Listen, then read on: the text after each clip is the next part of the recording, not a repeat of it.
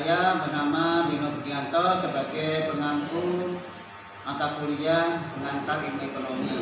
Untuk kali ini materi mata kuliah hari ini adalah tentang permintaan dan penawaran. Dan dalam ini dimaksudkan mahasiswa supaya bisa nanti memaparkan apa itu permintaan, kemudian apa itu penawaran, dan sekaligus faktor-faktor yang mempengaruhi. Dalam metode ini Bapak menggunakan metode diskusi dan tanya jawab ya. Untuk itu nanti ada tim atau kelompok yang akan membawakan materinya dan sekaligus menyampaikan dalam diskusi kali ini.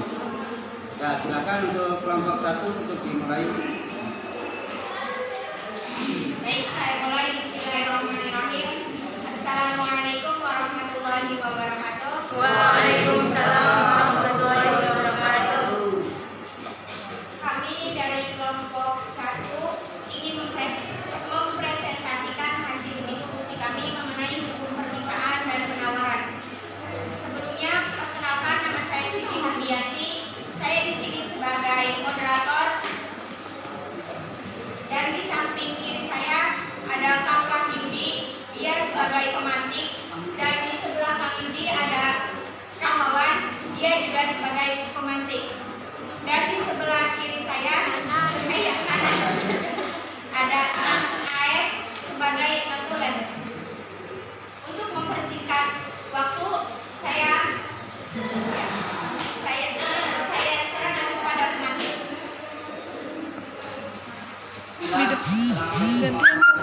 Kamu aja. Si lu ya? Dari sana Jadi tapi saya menjelaskan pengertian permintaan. susah. Apa sih permintaan itu?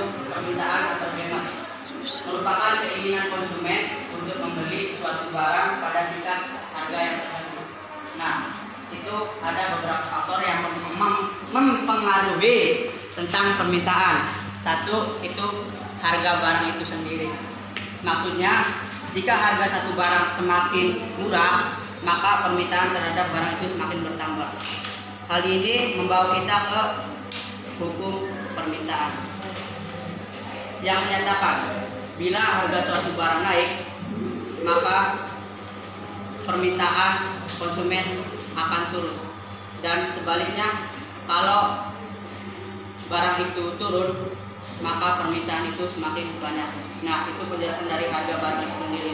Yang kedua, itu harga barang lain yang terkait.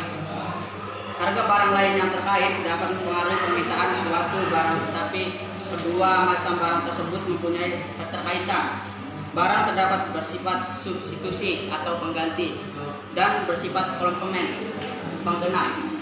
Nah, maksud dari pengganti itu contohnya daging ayam.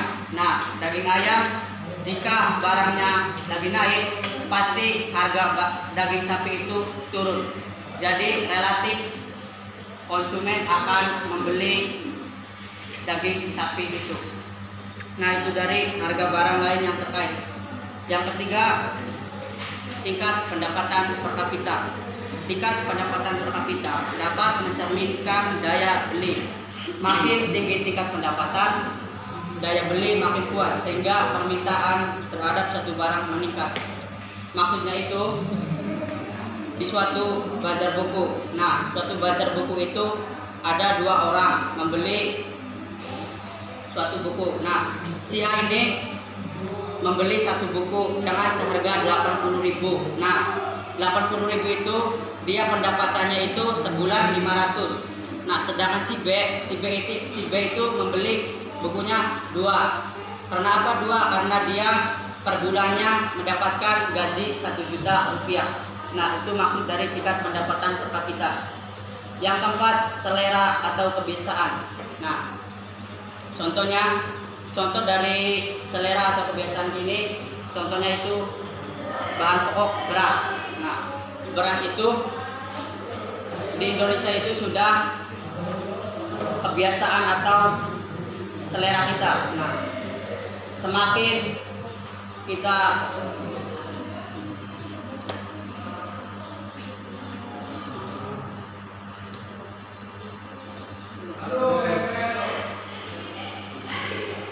semakin menunjang kita harga itu keinginan pasti sudah kebiasaan tiap harinya untuk bahan pokok beras itu. Yang kelima itu jumlah penduduk semakin meningkat. Nah, contoh lagi beras. Nah, kalau jumlah penduduk Indonesia tambah tahun tambah banyak, itu jumlah bahan pokok beras itu semakin meningkat. Apalagi ada hajatan, nah itu menunjang sekali beras. Yang keenam, perkiraan harga di masa yang akan datang. Nah, ini yang akan datang itu maksudnya kita dikira-kira ya. Nah, bulan Ramadan seminggu kemudian itu bahan pokok akan naik. Nah, kita jadi nyetok di rumah. Itu maksudnya dari perkiraan harga yang akan datang. Pasti harga itu lebih mahal dari harga yang sekarang. Yang ketujuh, distribusi pendapatan. Tingkat pendapatan per kapita bisa memberikan kesimpulan yang salah bila distribusi pendapatan buruk, artinya sebagian kecil kelompok masyarakat menguasai begitu perekonomian.